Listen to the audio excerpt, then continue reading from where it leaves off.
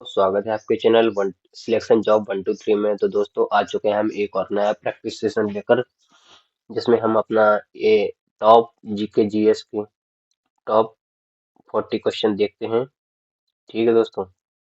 और इससे पहले अगर आपने 8 प्रैक्टिस सेट अगर नहीं देखे तो उसको जरूर देख लें। और ये प्रैक्टिस सेट है अपना पार्ट 9। और देखो ये है जीके जीएस के टॉप 40 क्वेश्चन। एमसीक्यू देखते हैं हम इनके। देखो इम्पोर्टेंट क्वेश्चन लिए हैं मैंने एग्जाम प्रिपरेशन द्वारा 100% स्ट्रेटजी के अनुसार। ठीक है। और ये अपना एसएससी, रेलवे जैसे ग्रुप डी हो गई और आर्मी के लिए ये क्लास सफिशिएंट है। ठीक है। चलिए हम नेक्स्ट क्वेश्चन की ओर चलते हैं। प्रश्न प्रश्नों की ओर चलते हैं। और हाँ दोस्तों, अगर आपने लाइक नहीं किया है तो लाइक करें हमारे वीडियो को, यानी क्लास को। ठीक है। शेयर नहीं किया है तो शेयर करें क्लास को। ठीक है। अपने दोस्तों में जरूर शेयर करना। पेन और कॉपी अपने पास में रखना, ताकि मैं बताता हूँ इम्पोर्टेंट टॉपिक, इम्पोर्टेंट क्वेश्चन, तो वो आप नोट करके चलना। ठीक है। चलिए क्वेश्चन देखते हैं हम। पहला प्रश्न है, भारतीय संविधान का कौन सा अनुच्छेद राष्ट्रपति को अध्यादेश जारी करने की शक्ति देता है? तो इसका सही आंसर हो जाएगा ऑप्शन ए 72, ऑप्शन बी 123 और ऑप्शन सी है ऑप्शन 356 और ऑप्शन डी 360। इसका सही आंसर क्या हो जाएगा? इसका सही आंसर हो जाएगा ऑप्शन बी, करेक्ट आंसर हो जाएगा, जो कि अनुच्छेद 123 है। चलिए नेक्स्ट क्वेश्चन देखते हैं। और हाँ दोस्तों, अगर आपने लाइक नहीं किया तो लाइक करना और कमेंट में जरूर बताना, एक क्लास का फीडबैक जरूर देना। ठीक है। आपको कैसी लग रही है क्लास। चलिए नेक्स्ट क्वेश्चन देखते हैं। प्रश्न नंबर 2 की ओर। नियामक एवं महालेखा परीक्षक की रिपोर्ट किसे प्रस्तुत की जाती है? तो ये की जाती है ऑप्शन ए प्रधानमंत्री, ऑप्शन बी राष्ट्रपति और ऑप्शन सी है संसद, ऑप्शन डी है सुप्रीम कोर्ट। तो इसका सही आंसर हो जाएगा ऑप्शन बी, करेक्ट आंसर हो जाएगा। ठीक है। ये की जाती है राष्ट्रपति द्वारा। चलिए नेक्स्ट क्वेश्चन देखते हैं। प्रश्न नंबर 3 की ओर। द्वैध शासन प्रणाली भारत में किस अधिनियम द्वारा लागू की गई थी? तो ये की गई थी 1909 में, 1919 में, 1935 में और 1947 में। तो इसका सही आंसर क्या हो जाएगा? इसका सही आंसर हो जाएगा ऑप्शन बी, करेक्ट आंसर हो जाएगा, जो कि 1919 में द्वैध शासन प्रणाली अधिनियम लागू की गई थी। ठीक है। चलिए नेक्स्ट क्वेश्चन देखते हैं। प्रश्न नंबर 4 की ओर। कर्क रेखा भारत के किस राज्य से नहीं गुजरती? तो इसका सही आंसर क्या हो जाएगा? Option A Jharkhand, option B Tripura, option D C है उड़ीसा और ऑप्शन डी गुजरात। तो इसका सही आंसर क्या हो जाएगा? इसका सही आंसर हो जाएगा ऑप्शन सी, करेक्ट आंसर हो जाएगा। ठीक है। क्योंकि उड़ीसा से नहीं गुजरती। चलिए नेक्स्ट क्वेश्चन देखते हैं। नेक्स्ट क्वेश्चन देखते हैं अपन प्रश्न नंबर 5 की ओर। तो भारतीय संविधान में समवर्ती सूची किस अनुसूची में है? तो इसका सही आंसर क्या हो जाएगा? इसका सही आंसर हो जाएगा ऑप्शन ए 5वीं अनुसूची, ऑप्शन बी 6ठी अनुसूची, ऑप्शन सी 7वीं अनुसूची और ऑप्शन डी है 8वीं अनुसूची। इसका सही आंसर क्या हो जाएगा भाई? इसका सही आंसर हो जाएगा option B, option C correct answer हो जाएगा। ठीक है। ऑप्शन सी करेक्ट आंसर हो जाएगा। चलिए नेक्स्ट क्वेश्चन देखते हैं हम। प्रश्न नंबर 6वां। जाइलेम का मुख्य कार्य क्या होता है? जाइलेम का मुख्य कार्य होता है ऑप्शन ए भोजन परिवहन, ऑप्शन बी जल परिवहन, ऑप्शन सी प्रकाश संश्लेषण और ऑप्शन डी है श्वसन। तो इसका सही काम है ऑप्शन बी, करेक्ट आंसर हो जाएगा, जो कि जल परिवहन। और ये कैसे देती है? पेड़ों की जड़ों को, यानी पौधों की जड़ों को पानी देती है। ठीक है, जाइलेम। और फ्लोएम का काम रहता है उनको भोजन पहुंचाना, जड़ों को भोजन पहुंचाना। ठीक है। चलिए नेक्स्ट क्वेश्चन देखते हैं हम। प्रश्न नंबर 7 की ओर। ताशकंद समझौता दो देशों के बीच हुआ था? तो ये हुआ था ऑप्शन ए भारत चीन, ऑप्शन बी है भारत पाकिस्तान और option C Bharat Nepal, option D है भारत श्रीलंका। तो इसका सही आंसर क्या हो जाएगा? इसका हो जाएगा ऑप्शन बी, करेक्ट आंसर हो जाएगा, जो कि भारत और पाकिस्तान के बीच हुआ था। चलिए नेक्स्ट क्वेश्चन देखते हैं हम। प्रश्न नंबर 8 की ओर, महाजनपद काल में कुल कितने महाजनपद थे? इसका सही आंसर हो जाएगा option A 12, option B 14, option C 16 और ऑप्शन डी है 18। तो इसका सही आंसर हो जाएगा ऑप्शन सी, करेक्ट आंसर हो जाएगा, ठीक है, जो कि 16 जनपद थे। चलिए नेक्स्ट क्वेश्चन देखते हैं हम। प्रश्न नंबर 9, भारत का नियंत्रक एवं महालेखा परीक्षक का कार्यकाल कितना होता है? तो इसका सही आंसर हो जाएगा ऑप्शन ए 5 वर्ष, ऑप्शन बी 6 वर्ष या 65 वर्ष की आयु तक, ऑप्शन सी है 6 वर्ष या 60 वर्ष की आयु, ऑप्शन डी है 5 वर्ष या 62 वर्ष की आयु तक। तो इसका सही आंसर क्या हो जाएगा? इसका सही आंसर हो जाएगा ऑप्शन बी, करेक्ट आंसर हो जाएगा। 6 से 65 वर्ष की आयु तक इसका कार्यकाल रहता है कैग का। चलिए नेक्स्ट क्वेश्चन देखते हैं हम। प्रश्न नंबर 10 की ओर, लोहे अश्क का प्रमुख कौन सा है? प्रमुख प्रकार कौन सा है? तो इसका सही आंसर हो जाएगा option A bauxite, option B haematite, option C है माइका और ऑप्शन डी जिप्सम। इसका सही आंसर क्या हो जाएगा? इसका सही आंसर हो जाएगा ऑप्शन बी, करेक्ट आंसर हो जाएगा, जो कि हेमेटाइट है। चलिए नेक्स्ट क्वेश्चन देखते हैं। प्रश्न नंबर 11 की ओर, सर्वोच्च न्यायालय की स्थापना किस अधिनियम से हुई? इसका सही आंसर हो जाएगा ऑप्शन ए 1861, ऑप्शन बी 1935 और ऑप्शन सी है 1947, ऑप्शन डी 1950। इसका सही आंसर क्या हो जाएगा? इसका सही आंसर हो जाएगा ऑप्शन बी, करेक्ट आंसर हो जाएगा, ठीक है। चलिए नेक्स्ट क्वेश्चन देखते हैं हम। प्रश्न नंबर 12 की ओर, भारतीय राष्ट्रीय कांग्रेस का प्रथम अधिवेशन कहाँ हुआ?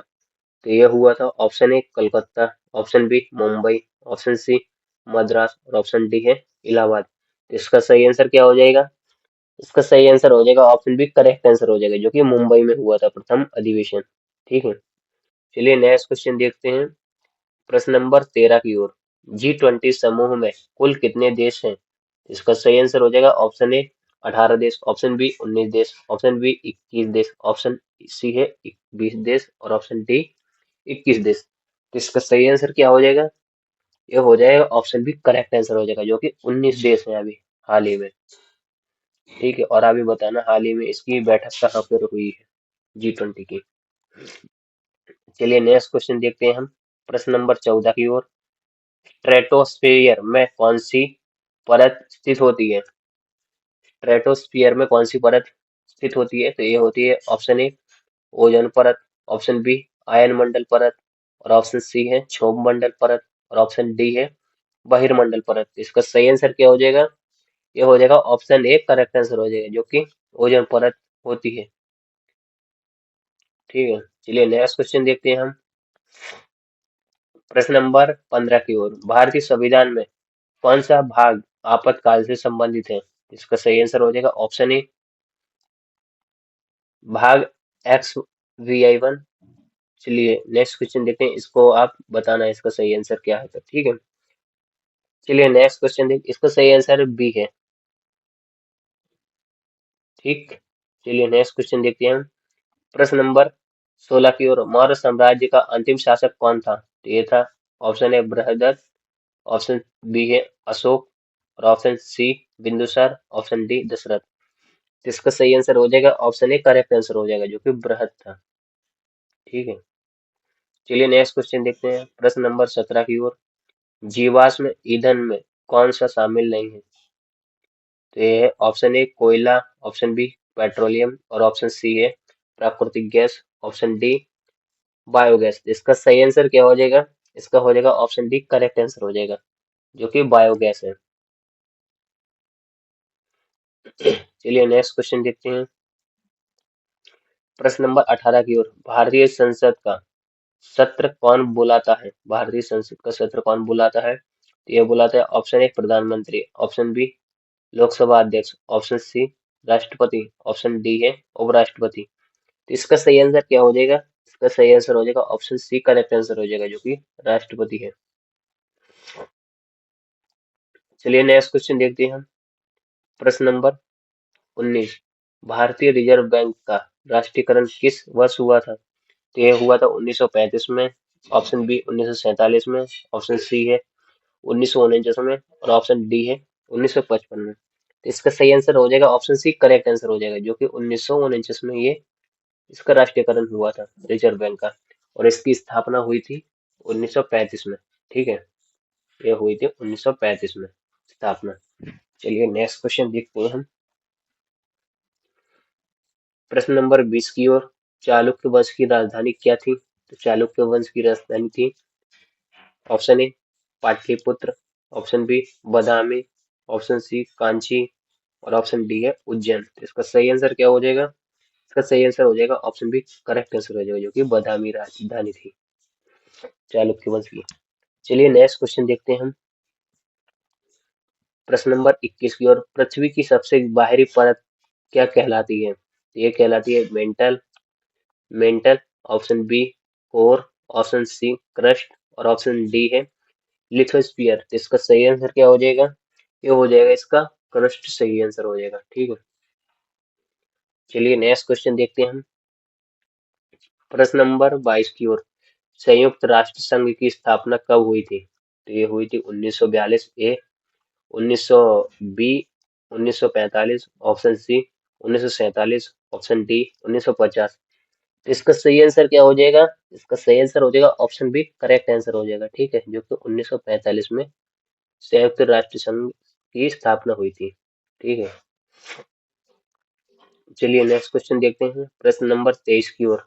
भारतीय संविधान की प्रस्तावना में कितने प्रकार के न्याय का उल्लेख है? इसका सही आंसर हो जाएगा ऑप्शन ए 2 न्याय का उल्लेख, ऑप्शन बी 3 न्याय का उल्लेख, ऑप्शन 4, ऑप्शन डी है 5। इसका सही आंसर क्या हो जाएगा? ये हो जाएगा इसका बी, करेक्ट आंसर हो जाएगा, जो कि 3 उल्लेख दिए हुए हैं। चलिए नेक्स्ट क्वेश्चन देखते हैं। प्रश्न नंबर 24 की ओर। हाइड्रोजन की परमाणु संख्या क्या है? तो ये है option A 1, option B 2, option C 8, option D है 10। इसका सही आंसर हो जाएगा option B, a correct answer हो जाएगा, जो कि हाइड्रोजन की संख्या 1 है, परमाणु संख्या। ठीक है, चलिए नेक्स्ट क्वेश्चन देखते हैं।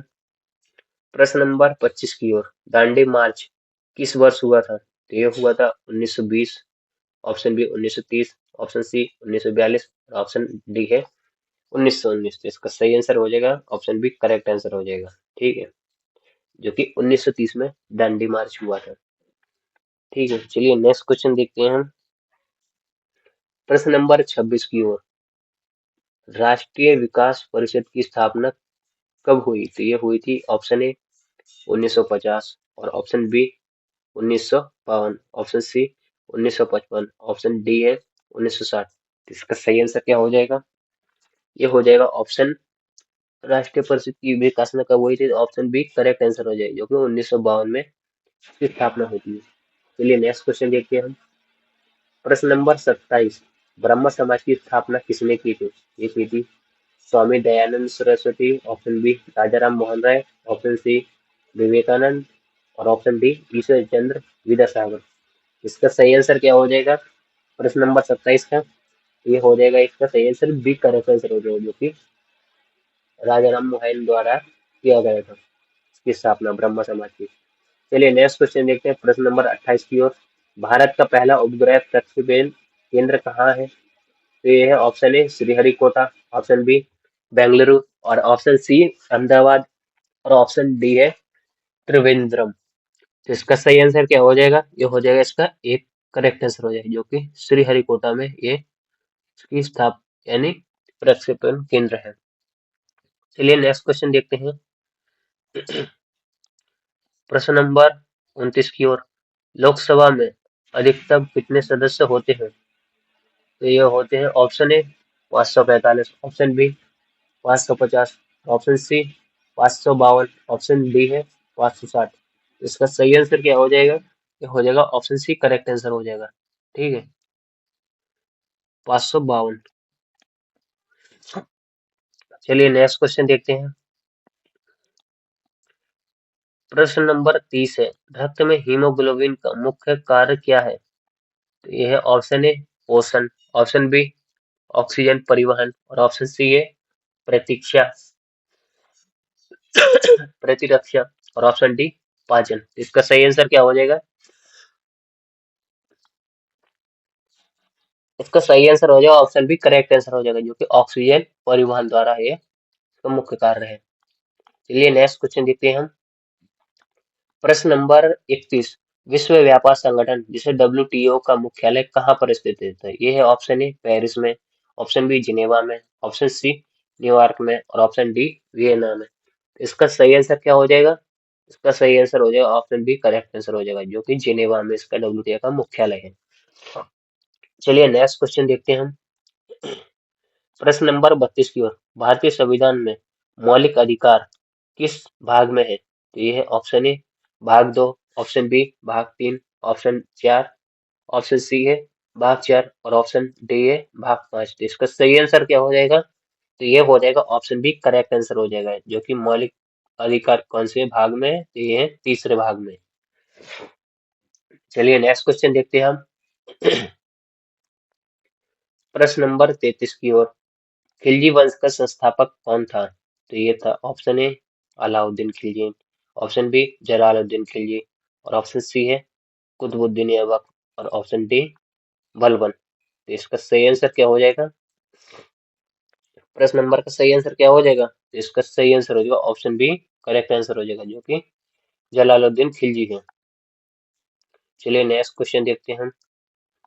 प्रश्न नंबर 34 की ओर। ग्लोबल वार्मिंग का मुख्य कारण क्या है? तो ये है ऑप्शन ए ओजोन क्षरण, ऑप्शन बी ग्रीन हाउस गैसें, ऑप्शन सी ज्वालामुखी, और ऑप्शन डी है भूकंप। तो इसका सही आंसर क्या हो जाएगा? 34 का सही आंसर हो जाएगा ऑप्शन बी, करेक्ट आंसर हो जाएगा, जो कि ग्रीन हाउस गैस है। चलिए नेक्स्ट क्वेश्चन देखते हैं। प्रश्न नंबर 35 की ओर। भारतीय निर्वाचन आयोग में कितने सदस्य होते हैं? तो ये होते हैं ऑप्शन ए एक सदस्य, ऑप्शन बी दो सदस्य, ऑप्शन सी है तीन सदस्य, ऑप्शन डी चार सदस्य। तो इसका सही आंसर हो जाएगा ऑप्शन सी, करेक्ट आंसर हो जाएगा, ठीक है, जो कि तीन सदस्य होते हैं। चलिए नेक्स्ट क्वेश्चन देखते हैं। सती प्रथा का उन्मूलन किस वर्ष हुआ था? तो ये हुआ था ऑप्शन ए 1828 में, ऑप्शन बी 1829 में, और ऑप्शन सी है 1830 में, और ऑप्शन डी 1857 में। तो इसका सही आंसर क्या हो जाएगा? इसका सही आंसर हो जाएगा ऑप्शन बी, करेक्ट आंसर हो जाएगा, जो कि 1829 में सती प्रथा का उन्मूलन हुआ था। ठीक है। चलिए नेक्स्ट क्वेश्चन देखते हैं। प्रश्न नंबर 37। प्रश्न नंबर 37। जीवाणु किस प्रकार के जीव हैं? तो ऑप्शन ए एक कोषीय जीवाणु, ऑप्शन बी बहुकोषीय, ऑप्शन सी कवक, और ऑप्शन डी है शैवाल। तो इसका सही आंसर हो जाएगा ऑप्शन बी। इसका सही आंसर हो जाएगा ऑप्शन ए, करेक्ट आंसर हो जाएगा, ठीक है, जो कि एक कोषीय जीवाणु होते हैं।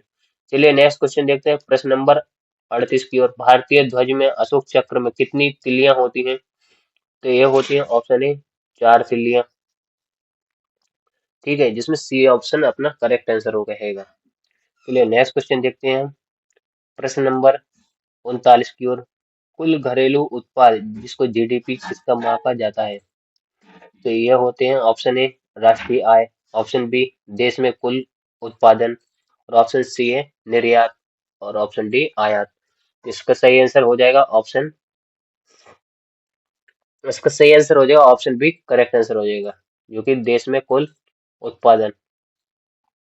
चलिए नेक्स्ट क्वेश्चन देखते हैं।